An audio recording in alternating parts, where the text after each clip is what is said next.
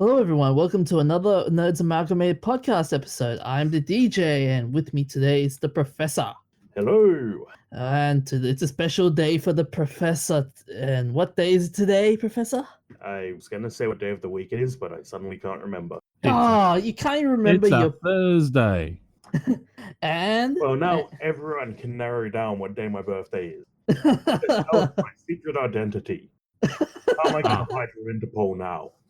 Well, I wasn't going to say it was your birthday, but you just let the cat out of the bag. Yeah. I tried to help you dodge that one. I wasn't going to embarrass. Should we sing a birthday song for the Professor? Or should we just leave it Happy birthday to you. You belong in the zoo. You look like a monkey and you smell like one too. There you go. Good news is Warner Brothers can't sue us for that. They couldn't have sued me to start with. I got nothing to sue for. I'm a uni student. I got no money. Well, that further narrows it down that we're Interpol. That further narrows it down to who we are. How? I've been telling people I'm a uni student to the get-go. And there's a lot of protein. I think that isn't it by definition you're a uni student, you're broke unless you're a student. And then you're broke after you pay your enrollment fees. Don't get me started. We've got, but the other person that you're hearing is Buck, our other panelist today. I'm a panelist? Oh, that was a nice way of saying you're the other guy. You're the other guy. I'm not the other guy. I'm the other bloke. I'm Australian, thank you. The other guy won't be around to do. I'm gonna get rid of this smelly import. He keeps calling me weird names. He keeps calling us chap. Sounds special. Get rid of an import. Are you saying go back to where you came from? No, because they wouldn't have him back either, and we'd get in trouble for sending him there. Oh man! So we got an episode. We got an interesting episode today. We got news about DayZ, the Dark Crystal prequel series, and musical cars. So, Professor, you've got some interesting news about DayZ 1.0. They finally did it. They finally released 1.0 after 5 years of development, where they said it'll be out by the end of the year. They finally released 1.0, and they did it by cutting half the features that were in. So they started off with the mod. Then they decided they wanted to make it a full game, so they started work on that. Then decided this is rubbish. We need to start from scratch, and basically went back and wrote half the end so that it would function better. Which I'm excited about because I want the new engine for Arma 4 so that I can play Arma 4 at more than a few FPS. But they spent 5 years doing that and just came out with the 1.0. And their statement from their website is that they decided they could either cut content now and release something that actually get a release out, or they could keep pushing. It's a hell of a story. I'm just listening to the anxiety in your voice at how stupid. And I like the fact that it's going to be out by the end of the year, but 5 years later. And the first thought that comes to mind is they're still ahead of what's its name? Who was it? The con, Citizen Con. Star Citizen. That's it. Still ahead of Star Citizen. So they're not doing that bad. They've released 2 games. Star Citizen apparently released a game, but nobody's played it. Well, here's the thing. The guy who came up with this game, Dean Hall, a.k.a. Rocket, left the company shortly after the end of the year, where he said it's got to be out by the end of the year. So, which was early 2013, I believe he left the company. Okay. Might have been a bit later. But he finally decided to leave the company and go and found his own game development company called Rocket Works. They've had one appearance at E3 a couple of years ago to announce their game Ion. Yeah. And complete radio silence ever since. So I call it Rocket Doesn't Work. Well, they said that the appearance was at E3 2015.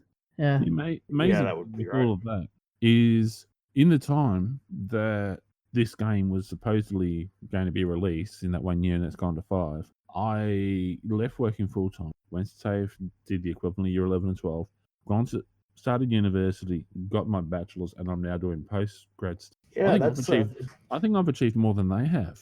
that's actually one of the top reviews on Steam at the moment. I graduated twice in the time it took this game to come out. Do you have a link to that? I want to see that myself. I'll see if I can pull it up. Like, I didn't even read the review, and apparently I'm saying the same thing that other people are saying about it.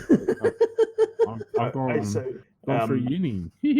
Since they had a free-to-play weekend last weekend to celebrate they got 74% negative reviews. Holy. Right. The quality, I can't believe that. Like, I can understand they've spent a lot of time working on a new engine, but I can't believe how poor the project management of the DZ team. What was it we were saying in that episode a couple of months back now about all the extra hours before games release? Oh yeah, we were talking about crunch at Rockstar. Yeah, maybe they should have been doing that a little bit more. A little bit less time of the yoga and meditation, a little bit more of the actually. Oh man, but then again, the media will go like, "Oh, outrage," and yeah. I'm not saying they have to do massive hours, but just get some work done. Like, seriously, you're getting paid good money to produce something, and you want people to buy it from you. Like, Fallout 76 has spent huge amounts of money, and they got brilliant scenery, and it sucked. Oh, dude. And now it sucks even harder because they're going with loot boxes. And I found the quote I was mentioning earlier. Eugen, one of the lead developer at the moment. That's it. I thought the lead developer was Hicks or someone.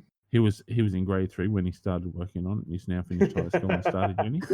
Well, he says here, we either break the promise of delivery a stable game this year, or we break the content promises. We chose to break the second one. You broke both of them, mate. I was playing it the other night, and it's still pretty buggy, which I will talk about later on in the Games of the Week section. Oh, okay. Is it as bad as 76? I haven't played 76. Is it as bad as Windows 9? Oh, Windows 98 was pretty good compared to ME. But I wasn't going to go that far. Like, that's the ultimate benchmark. That thing had so many bugs in it that everyone thought it was a swamp. But what scares me now is that I love DayZ, spent hundreds and hundreds of hours playing them. I really desperately hope they're not going to use this as an excuse and just cut their losses, because the potential is there. There's a lot of game design aspects, but the potential to have an absolutely stunning experience there. They just need another 5 years. Well, if this is all they've come out with in 5 years, maybe we should give them 10. Yeah. And Arma 4 will probably come out before this. Before I'd consider this finished, if we're going by the process so far. Star Citizen might introduce something before this is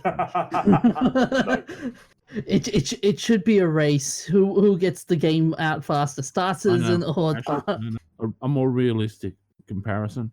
We'll have colonized Mars. What about Half-Life 3?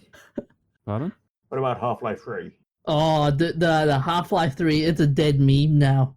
It's a dead meme. I know, they killed it by releasing the plot. Yeah. Half-Life 3, it's now becoming like an urban myth. It will never happen. Uh-huh. Next story for this week. Half-Life 3 is being released tomorrow. Yes, don't you have an apology to make? I do have an apology to make, though. Thanks for reminding me that Amy Adams, in our last episode, claimed that she was done with the DC universe. Yes, I have an apology to make in saying that she's not done. Yeah, she's not done with the DC universe and will continue playing Lois Lane. Yeah, so sorry about the fake news, guys. These imports, I don't know. Are you trying to say something there, Buck? No, I'm not trying to say anything. I actually said it. Yeah. But realistically though, Daisy. So do you reckon with all these shoddy game releases coming out, do you reckon we're seeing the downfall of big game companies. The big downfall at this rate. No. They've just got to go back to the basics of what games are about and what makes them successful. Quit I don't think we'll see being money. another They've got to stop being money grubbing whores and just get back to producing content that people want to play. They want us to spend all this money on a game. They've got to give us something for the game, because we're at the point now where people can make their own game. So if they're not going to produce something that people want to play, you're going to have people out there producing their own stuff, which is going back to the breeding ground of games such as Duke Nukem and Gem Miner and so forth, back from the 80s and the 90s, which is when games was fun. So I still remember that DayZ was the result of someone in game. yeah, like we've got all these massive companies. They're charging huge amounts of money, and then they're asking us to keep spending more and more money on a constant basis. Like, they just got to wake up to themselves and realize, if we're going to spend money, there's got to be something for us to spend money that we want to buy. If it's pay to win, no one's going to want to be there. Yeah, at this stage, I don't know, man. Like, with the actions of Bethesda and EA at this current stage, and Blizzard. It's not. Yeah, it's all of the industry seems to be asking us to bend over, just take it. No, just getting ridiculous. We're going to see an explosion of games coming from new studios that are going to be fun. And what was that? Was it the 2 Point Hospital or whatever it was? We spoke about it. Oh yes, Twin Point. Twin Point Hospital. That was looking fun. It's a simple, easygoing concept that will be so much fun to play. It's even the definition of take what works, because it's simply a successor to a hugely popular game. Well, there you go. And then there was my friend Pedro. Like, oh yeah, it's good. I haven't played it yet. Have you? I haven't got around to it yet. And then there was the Shark Simulator. Like, these are games that it's a simple concept and people are going to want to play. And I can't see how they can put loot boxes into sharks. What you buy a bigger shark. Although it's also cool to see, as you were saying, Buck. It's also cool to see local talent rising up, like the SB Life game, for example. How it's making waves. Bradley Hennessy of an SB Life 1 and 2. Yeah. Who's up for an award, if I remember correctly. Yeah, he's nominated for if I can. Was it the ABC Awards? I can't remember. I just remember hearing somewhere that he was nominated for an award, and I honestly hope he gets it. So he is nominated for Australian Developed Game of the Year, presented by Bethesda. Well, there you go. They're recognizing talent and someone doing something that worked. Maybe they should actually go and sit down with him and go, "Hey, can you give us some?" Presented by Bethesda. You know, in 6 months, Fallout 76 will be the best game for social anxiety. Because no one's going to be playing it. Yeah, so actually, there's even no NPCs. It's actually going to be. I can actually see it's either going to be used by terrorists or the CIA, because they can go on and talk to each other and not have it being recorded. And there'll be no one around anywhere. So yeah, it's currently They're currently doing the broadcast, by the way. So actually, wait, it's already done. Okay, my mistake. Oh, any results? So it was nominated, but so the winner for Australian Developed Game of the Year goes to Hollow Knight. Oh, that's one of ours. I think so. Awesome. Yeah. Oh, congratulations. Oh, it looks interesting. Looks cool. Yeah. But so yeah, SP Life. We'll have a link in the show notes for people to go and check out all the different awards that have been won and so forth. Yeah. But we might need to move along a bit here. Yeah. So next story is actually mine. So it's Netflix is releasing a Dark Crystal prequel series. Now that's a bit good nostalgia trip for you too, I'm assuming. No, I asked you the other day, but remember, it's a puppet CGI. Puppets. Well, both actually. But it's good thing they didn't go all CGI. The original was puppet. Yeah. Yeah.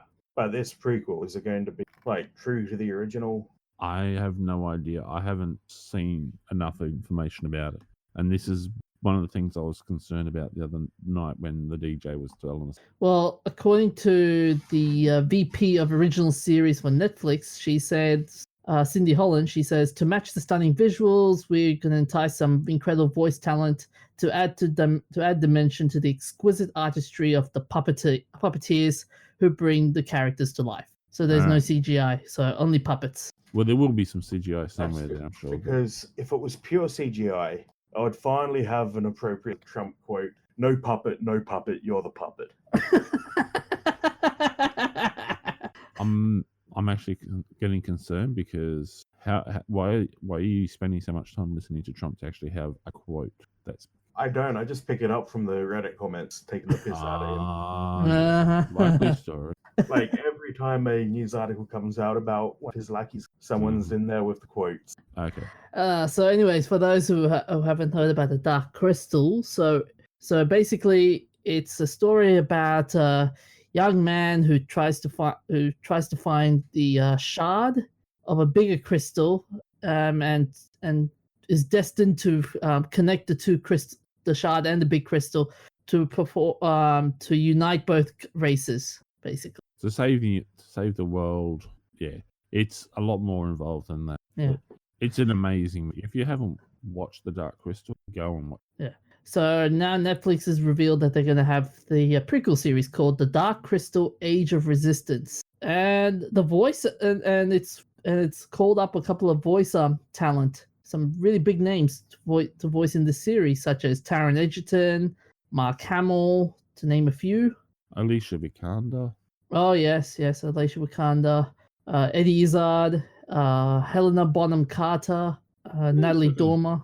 Well, as long as they and it's still got Jim Henson production involved, so hopefully they won't. Not like Disney's doing with Aladdin. Oh.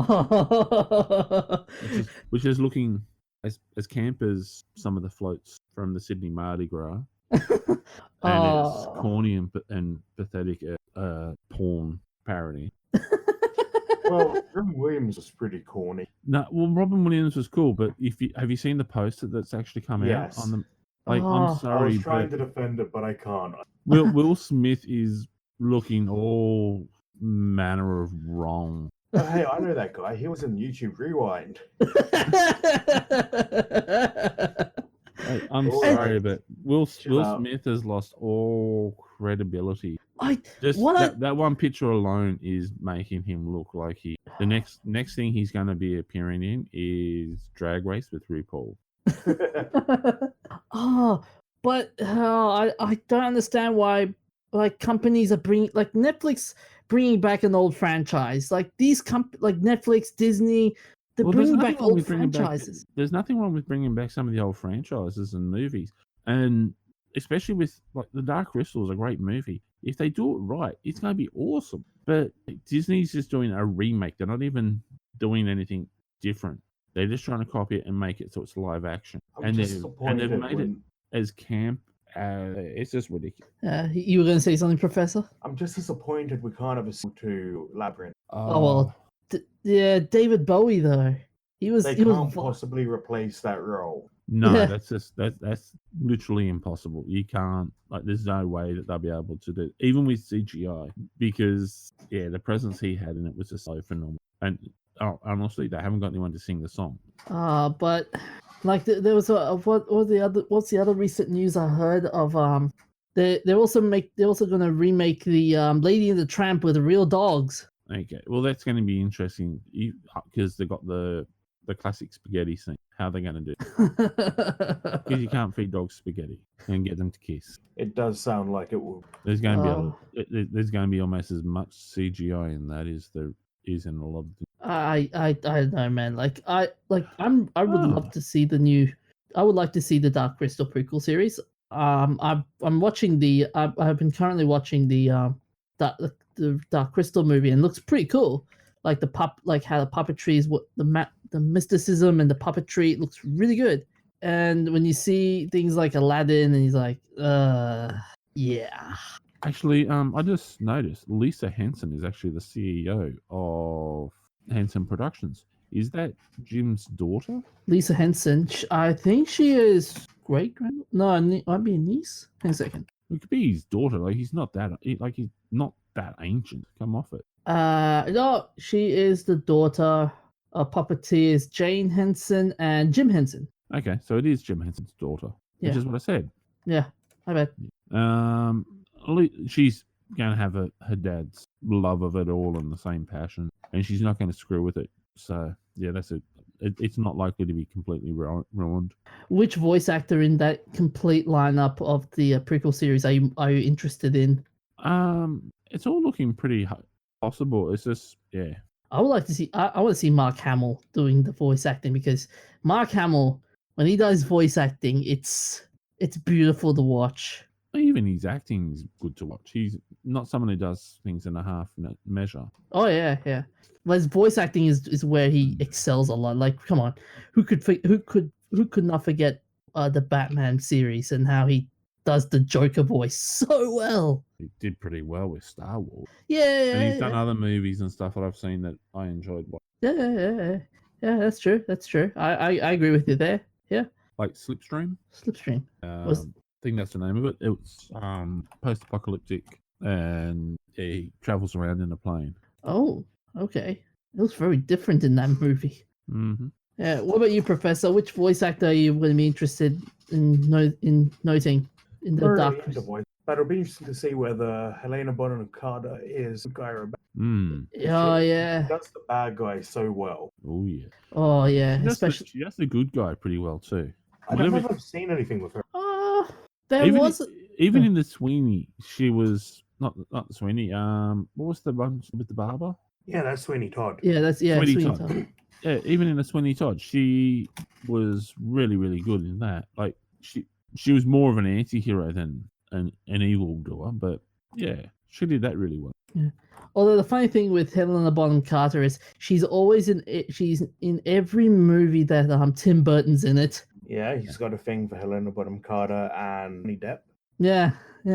But Helena Bonham Carter's a brilliant actress. Like I give her full respect. Oh yeah. What was your favorite Helena Bonham Carter movie? I'd actually have to say the Sweeney Todd. She got to do the full manic and with all the singing and everything like that. She just was a lot of fun.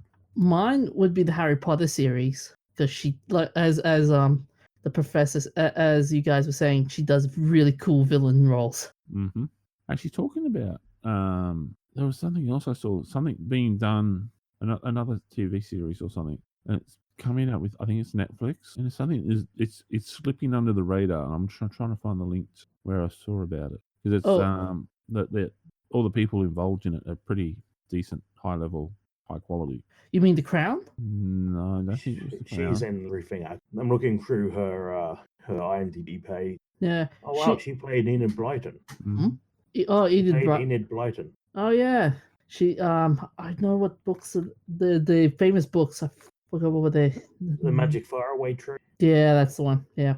And like a bunch of other stuff, wasn't she? I think so, yeah. And Famous Five. She really liked her numbered groups of child detectives. Yeah, Magnificent. She was actually banned back when she was alive because it was considered evil or something.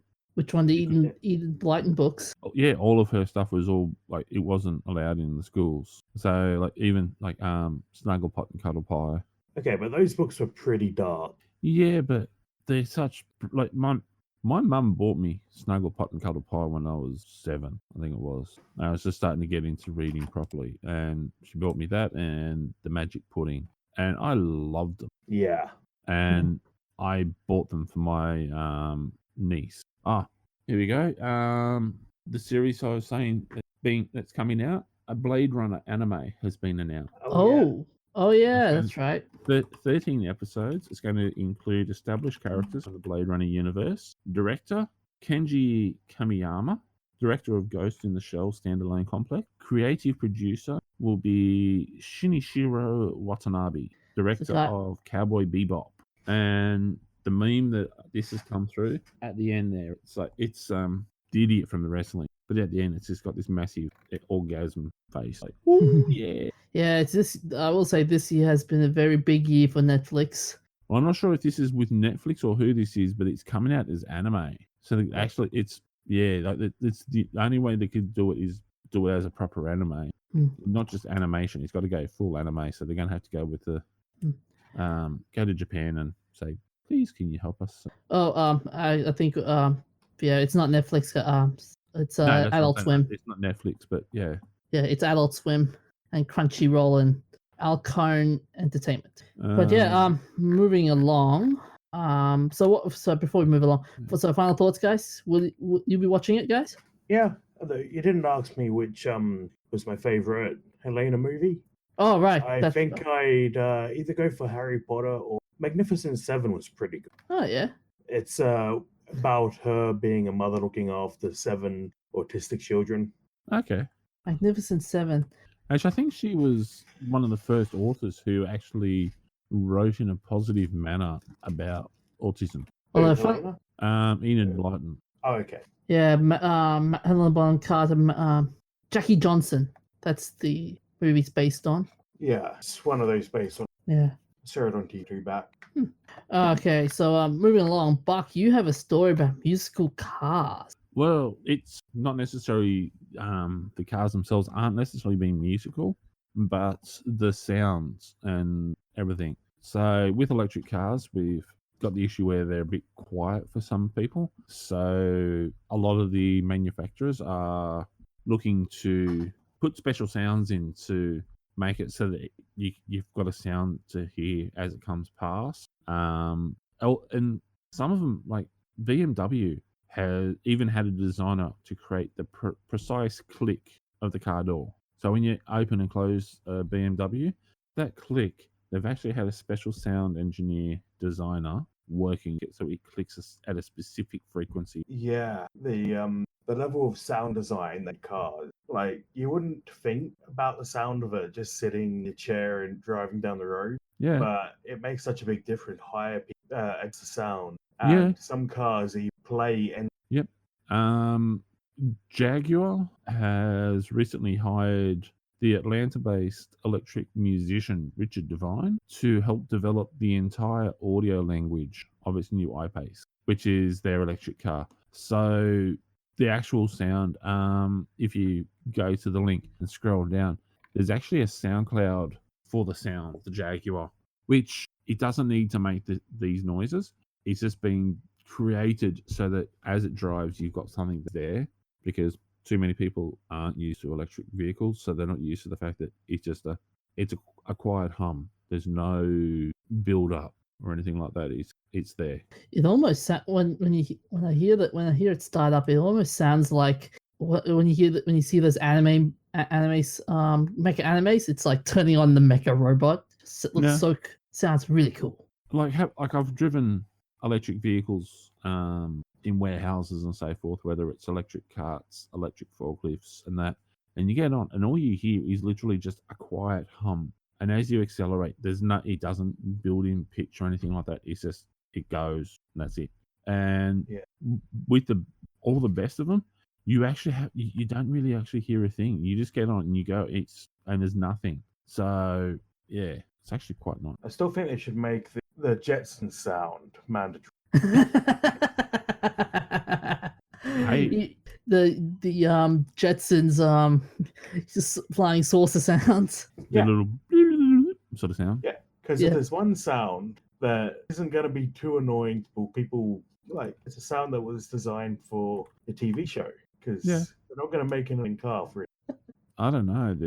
They did a remake of Knight Rider, and the new one was that was annoying. Hence the reason why it died after less than a season. But yeah, hey, I'm looking forward to the fact that how soon is it that we're gonna have people who are actually going into the control systems of the car and actually changing. Like you've got so many people out there modifying cars now and doing all the different bits and pieces. Once they go to be an electric car, there's going to be less of that sort of stuff to modify. So it's going to how long is it going to be until we have people who are sitting there as sound engineers and actually putting in, so as it accelerates, it's playing music, literally. Like dynamic music that gets faster as you speed up or something? Yeah, or even like I know I'm probably gonna get in trouble for this, but I could picture an electric Rolls Royce driving down the main the main drag in London, heading towards Buckingham Palace with Flight of the Valkyries. Like, With the Queen's car.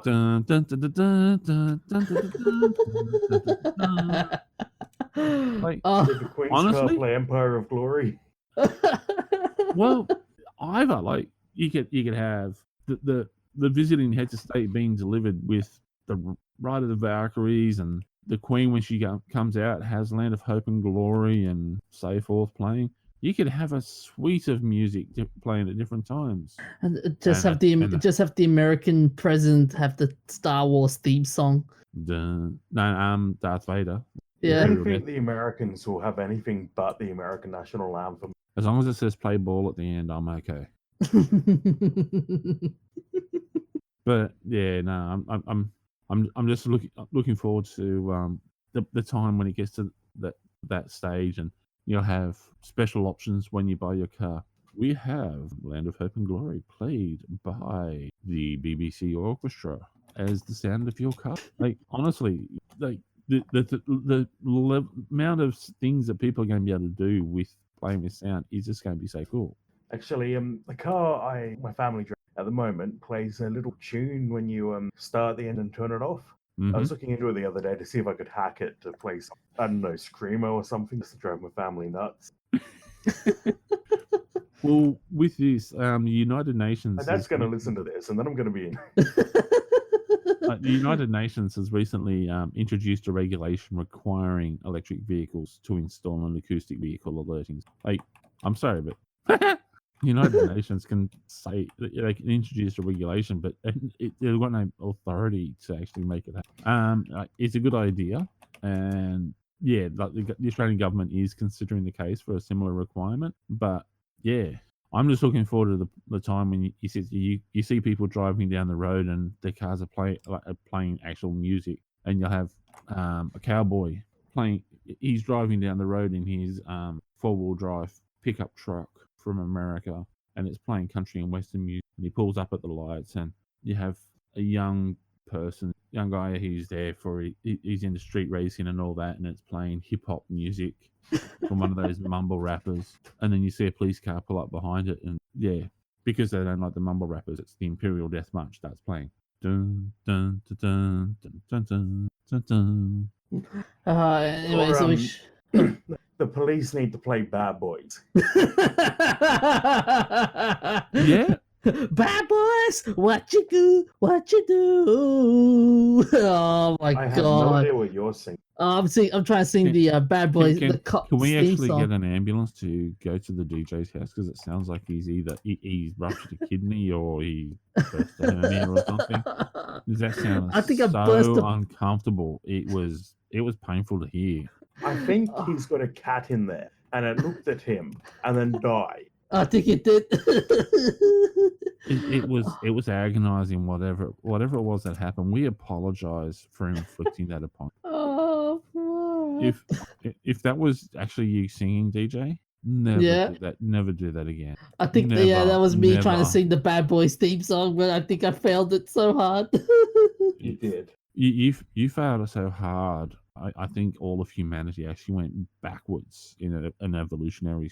Anyways, on that note, we should keep going. Should keep moving. So we got make the whole the rest of the show pick on the. Let's not go there. Anyway, so what games have you guys been playing? So, as I said earlier, I've been playing DayZ. Oh, that's kind of that. I have 2 awards for it. One for it being completely consistent. It's still exactly the same game I played 5 years ago. Buggy, like the performance isn't. It's got that good. It's still buggy. There's still not much content. But the other award, the award for being the kid who was always being told, "Wow, you're so smart. You go to uni, so amazing." And then they got a big head and stopped trying because they're like, "Smart, I can pass without trying." And then never amounted to. Oh, That's DayZ. Aren't they the ones that work at Macdonald's flipping burgers? Probably. What are the other? Have you noticed any other any other issues besides the core issue? Besides the issues that you've been mentioning, like any no core issues or? Well, the fact that half the time the zombies just stand still looking at me going, but never actually moving. And the other half the time they run at me. When they run at me, it's a great game. When they just stand there going, it's not. But no, my biggest issue, releasing it too early. It feels like it's pushed out just so they can say, we're done, it's over. Because they've also released the modding aid. And that I disagree with some elements of UIs, and some of the game. Like, one of the big things that bugs me is that to reload a single shotgun, like a bolt action rifle or shotgun, you have to open your inventory, select the bullets, load them into the gun, close your inventory, pull your gun up, and shoot your target. I'm of the opinion that if your bullets are in your shirt pocket, you can specify whether it's your shirt pocket, your pants, your backpack. I'm of the opinion that if it's in your shirt pocket, you should be able to reload, and your character will just pull a bullet out. It's just little quality of life things like that. With bolt action guns, you can actually have a thing called a magazine still. Yeah, that's true. Although you have to find them separate usually. But yeah, little quality of life thing. Seems like there's a lot of stuff that just got overlooked. Oh, the other thing that bugs me, they made a thing about how they're improving the map and making all the buildings enter. Well, a lot of the buildings have lost detail since beta. Like, there used to be buildings that have a kitchen, now there's just a cabinet where the kitchen. And there are locked doors and no loot spawning. Now, the thing about the locked doors used to be there was no indication it was a locked door in the beta, because they added door handles. Way back in the day, it used to be doors you could open would have physical door handles that you could see, and doors that didn't had a flat texture. Then they added door handles to every door, if I remember. Now they've put big bars on any door that can't open. From the side, you're looking at it. So you're like, yeah, let me just take down this bar and I'll open the door. That's not a security system. Oh, that sounds painful. It's so incredibly disappointing. Oh. And Okay, how about the online features though, like push to talk and... Well, I haven't actually seen another player yet. I've only got a couple of hours in, but it was getting quite late at night, so there weren't many people online on the local servers. Okay. You were gonna say... I don't mind too much. Having it be fairly empty is the right feel. Fair enough. You were gonna say something, Buck? No, I was just gonna say, just in case anyone was wondering, yeah, we are not officially affiliated with DayZ. I wish. Make me team leader. I'll fix it. Yes, I know. I am becoming what I had. You're getting old. You're becoming a grumpy old man. Hey, be nice to me. It's my birthday. Hate to break it to you, sunshine. As you get older, you hate birthdays more and more. Can you do anything other than laugh, TJ? Nope. I'm gonna say, Buck. Buck? You've been playing. You've been playing an interesting game. You've been playing Lego. Oh, have you been playing it as well? No, I haven't. Then how do you know it's in? Because you saying, oh, I was trying to segue it, but I think you just ruined the joke. But okay, yep. Yeah, so you were playing Lego The Hobbit. Yes, I have been, yes. And it's not that bad, but it's not super interesting, and yeah, it just hasn't been grabbing my attention as much. Like, the gameplay controls, it's just very awkward sort of. It's got the angled walk directions, like you're not going left and right at an angle to go anywhere, but you can't walk it at an angle. You only have left and right. You can't your mouse actually do anything. So it's all keyboard controls. So you get hit with the constant invisible wall. It's not an invisible wall. It's just, I don't know. I've put in a couple of hours and just, yeah, it was underwhelming.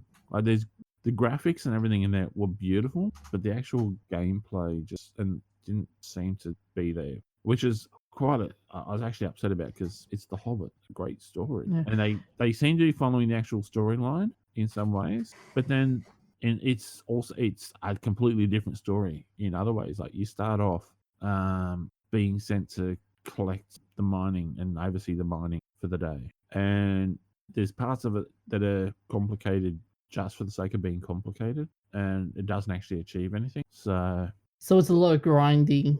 there's a lot of grinding, and there's just a lot of it's just not as I think the graphics and everything are really well polished, but there's just the little things that just make it kind of like politicians. It promises so much. Okay. For the game I've been playing this week, it's Darksiders 3. I'm still grinding that game along. It's a pretty long game, so I'm slowly getting there. Have you found that demon spawn that I was saying about last week? Still no luck, dude. Still no luck. Get your act together, fuck. Talk about a slacker. All right, so yeah, let's try John. So we got some good shout outs this week. 19th of December 1848, Emily Bronte, English novelist famous for her works such as Wuthering Heights, died of tuberculosis at 30. 20th of December 1812, Sacagawea, Shoshone interpreter for Lewis and Clark, dies at 24. I mentioned that the other day. The crazy thing about this was that Lewis and Clark, the explorers, would speak to a guy who spoke French in English. So they'd speak English to a guy who spoke French, who would speak to a guy who spoke Hidatsa, who would talk to his wife, who was Sacagawea, who spoke Shosho, and then she would talk to the tribe slave, who spoke Salishan. Does the term "lost in translation" occur in that whole Actually, process? I wonder, because you know that game where you load like song lyrics, Google, and random languages, then back to it. No, but I've heard about people doing that with assignments. You've had one of them too, have you? I don't think they're using Google Translate. I think their grasp of English that bad. Oh no! I mean, like I know I've heard of, like, I know someone who actually got busted. Their assignment was put through the translator, and they translated it through 7 different languages, and then back into English, and then just polished it up and handed it, and they got busted. Why? Yeah, they just plagiarized a huge chunk of a published paper. Unfortunately for them, the person who wrote the paper with the friend of the unit coordinator then was reading and goes, hang on, these feel like the words are different, but this feels almost exactly the same. And they brought them in for an investigation, and it came out, and the unit coordinator came and told us all, having a good laugh going. He admired the ingenuity, but yeah, don't do it. That's the things people do out of desperation. But with Sacagawea, there's a bit of controversy about the date of her death, though, because there's also claims that there was another lady that lived to, was it 90? Yeah, it was either she died at one. Yeah, she died in April. Yeah, she died in 1812 at 24, or 1884 at. And married to, what was it, Hackmeat? Jerkmeat. Jerkmeat. So in the innuendo names, apparently her brother, Camille White, perished in bloody dick. Well, there you go. Someone was taking the piss. We take no responsibility for the names that the Americans give each other and their location. Moving along. So 20th of December 1968, John Steinbeck, American author famous for works such as Grapes of Wrath and Of Mice and Men, and the Nobel Prize winner in 1940-1962, dies at 66. Great writer. He was. Onwards to the famous birthdays. 18th of December 1922, Esther Liederberg, American microbiologist and pioneer of bacterial genetics. Notable contributions include the discovery of the bacterial virus phage, the transfer of genes between. Sorry, what was the virus name? It says a half-life symbol. Yeah, lambda. But then because here's the thing, I went to Wikipedia, put her info in. It says bacterial virus phage as well. No, so a phage is it's a particular class of it's virus. a classification on the virus. Yeah, it's one that infects bacteria. Yeah, Yeah, enterobacteriophage. Yeah, lambdaphage. That's one. That's the other name. So we're up to the famous birthdays now. We were we were 2 minutes ago. Right. So the transfer, continuing on from Esther Liederberg, the transfer of genes between bacteria by specialized transduction, the development of replica plating, and discovery of the bacterial fertility factor F, also known as F plasmid. Born in Bronx, New York. That's quite an achievement. 18th of December 1943, Keith Richards, English guitarist and songwriter, famous for his works with the Rolling Stone. Born in Dartford, Kent, and my God, that guy's immortal. Yep. First human to be compared to cockroaches in the apocalypse. Maybe he spoke to Vlad and got some of his immortality. No.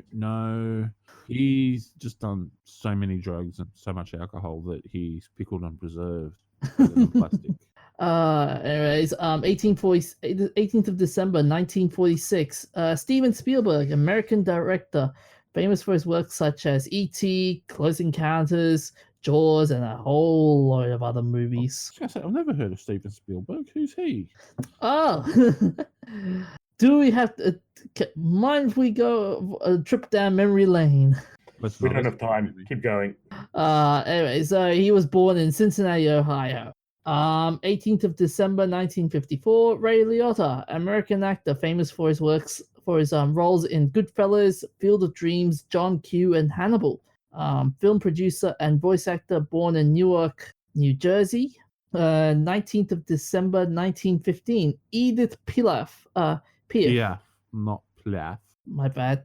Also known as E. Giovanna Gassion. Chanteos, famous for the song Little Sparrow. Chanteos? Wasn't her nickname Little Sparrow? Yeah. Yeah, that wasn't a song, was it? No, she was the Little Sparrow. Oh, okay. Yeah. Famous for... Well, she did Non Di Jadaba or whatever, which is known as No Regrets in English, and was the music they used in Inception for the when they needed to do the kick. Yep. Cool. She's born in Paris, France. 20th December 1868, Harvey Firestone, American industrialist and founder of Firestone Tire and Rubber Company, where its slogan goes, "Where the rubber meets the road." Born in Columbiana, Ohio. 20th December 1917, David Bohm, American-born physicist, philosopher, and neuropsychologist. And 21st of December 1795, Jack Russell, known as the Sporting Parson, British vicar of Swimbridge and rector of Black Torrington in North Devon, was an enthusiastic fox hunter and dog breeder who developed Jack Russell Terrier, a variety of the fox terrier breed born in Dartmouth, Devon. And the origin of the breed known as the Tenterfield Terrier, which is slightly larger and a bit ballsier. The very first Jack Russell Terrier. He was. The one that he bought, I was like, you know what, this is going to be a new breed. I'm going to breed this one. He called it Trump. No, obviously he didn't have the connotations we've gained in the last couple. Well, wasn't he a boxer as well? Yeah.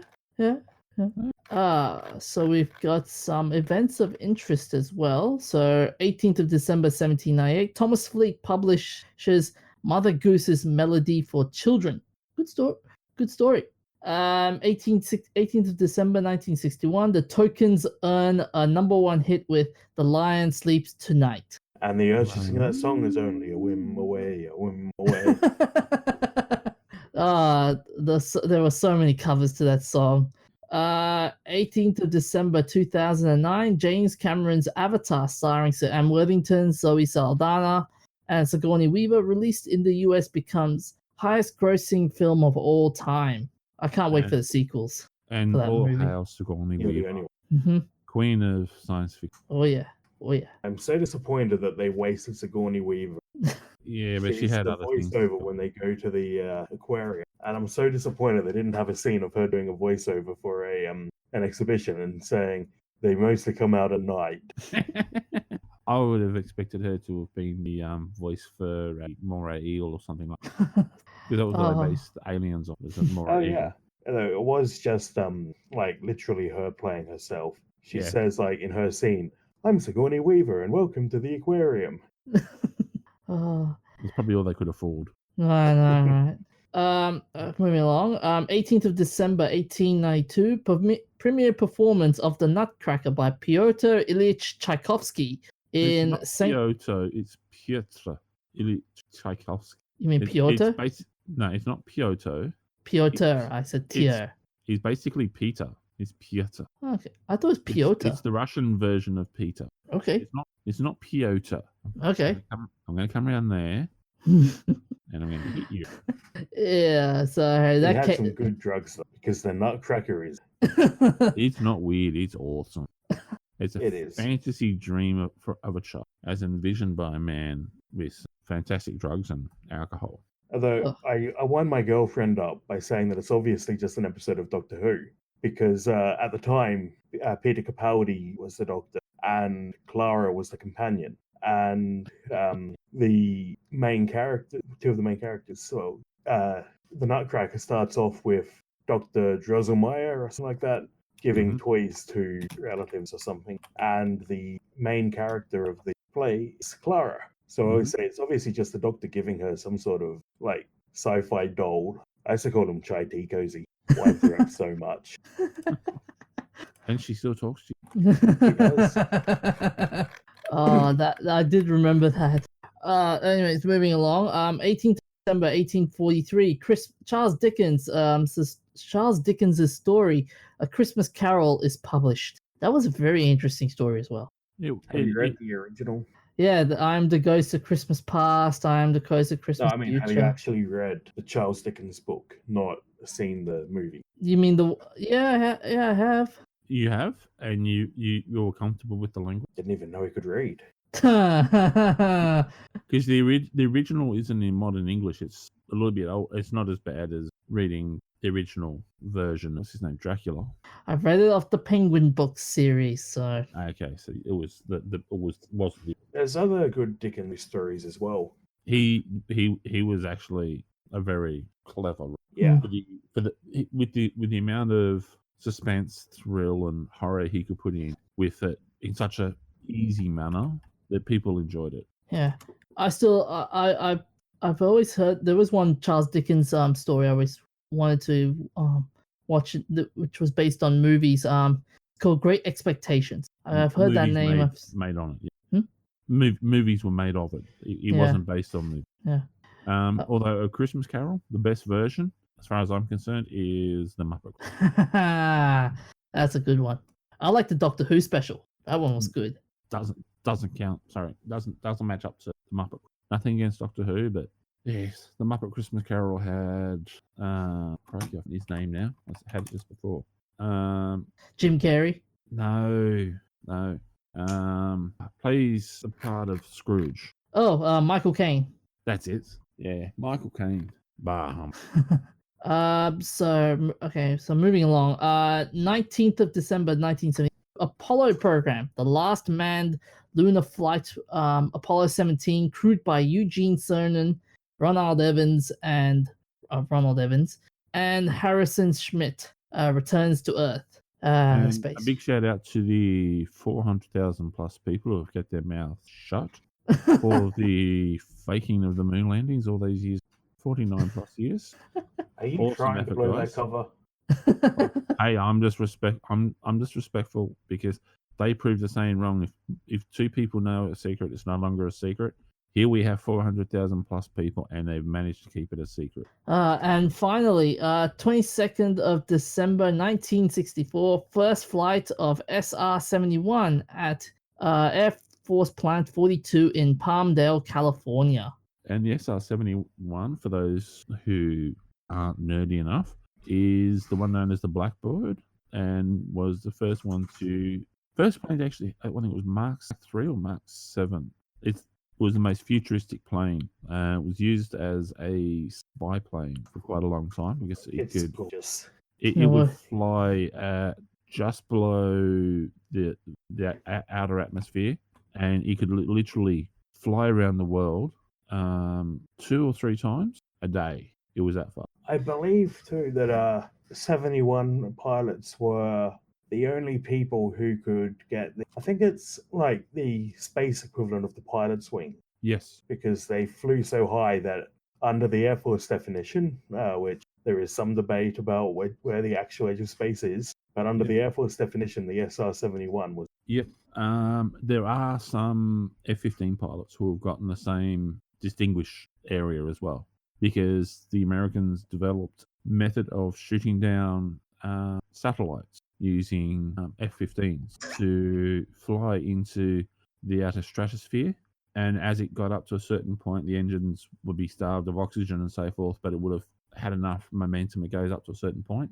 And then underneath it has a Tomahawk cruise missile, which would disengage and it would keep going up on the trajectory. And then the F-15 would slowly roll back over and come back down into the atmosphere, kick its engines on and fly away. And the Tomahawk cruise missile would get to a certain point and it would kick its engines on and fly up and be able to take out satellites. So it was an easy way of launching missiles into space. I saw a concept art from an actual military project of an F-15 piggybacking an ICBM. It wouldn't surprise me. Those things, like the original design for the F-15 was from back in the 50s or the 60s, and they were one of the most amazing kick-ass planes out there. Like the F-15 and the F-14 Tomcat. So you had the F-15 Eagle and the F-14 Tomcat were mainstay workhorses for the American Air Force for a long, long time. And it's been hard to replace them because the simple fact that they were just so amazing. So, yeah, sorry if I'm geeking out a bit here. By the way, Professor, the speed is 3.2 for the Mach speed. Ah, that was me. Like Mach 3.2, that is just insane. They had to have specials. They actually had the flight suits for them were actually the same flight suits that they used to use for the astronauts in takeoff. And it was it heated up so much from traveling so fast that they had to build up enough tolerance that when it was on the ground, you had to basically be constantly refueling and adding more oil because it would just dump it all out through the cracks. Yep, and they had to refuel after takeoff because it used so much fuel just to get itself up off the ground, and they had to build special refueling planes that could actually fly at a fast enough speed that it wouldn't stall. Yeah. Oh man, they actually had one where they fired it up like for the maximum afterburn and everything like that, and it was lucky that it was at such a massive height and was going so fast it just kept traveling around the Earth because the pilot passed out even with everything that he had on him. So yeah, it was only for a short period of time. Oh man, but I will say that's a very incredible plane to fly and look at. Anyways, that's the end of the show for today. Actually, funny story for the SR-71, final one. Yeah. In 4 planes, they do a check just to confirm that their speedometer and altimeter and everything are all working correctly. So they radio into radio control towers just to get a position and speed check, just to make sure that what they're seeing on the output from in their machine is actually the same as what's being tracked on the ground. Yeah, an SR-71 pilot in his memoirs was saying he was listening on the radio because they've got so much spy gear. They can hear every radio channel on the planet all the time. Was listening to people going through the process and different people just going through saying, oh, I'm going faster, like building up from like a couple of little biplanes up into a couple of jet planes. And then an Air Force jet turned around and asked for a speed check done on him because he thought he was the fastest thing out there, and so he wanted to show he was really cool. And their traffic controllers come back with it, yep, this is your speed. And then so he thought, yep, I'm going to show him up. And it said, air traffic control, this is flight so-and-so, can you please give us a reading back, please? And turned his transponder on. And yeah, they came back, yep, you are currently doing Mark 2 at so many angels, so many thousands of feet in the air on such and such a heading. Apparently the radio was... Nobody wanted to ask for a speed check. Who wouldn't? Anyways, yeah, that's the show for today. Wow, thank you for listening to this episode. Follow us on Facebook, Facebook page. Follow us on Twitter at @amalgamated. Send us some feedback on our email address. It's at nerds.amalgamated@gmail.com. You can also visit us at the That's Not Canon website, where you can check out not only our podcast but other good podcasts. Other good podcasts such as Mother in the Land of Oz, Floof and Papa, and Everybody Wants to Be a Cat. And we have a new challenge this week. If you can sign off for our podcast and say, less times than the DJ, you get nothing. You can have a date with the DJ. You can also buy merchandise over at the That's Not Canon website. Anyways, also you can find us at Spotify. And just a quick shout out as well. Everyone be safe. It's coming up to Christmas, so please be careful, stay safe, stay calm, and yeah, look out for those you love and try to be positive. Anyways, see you guys. All right. See you next week.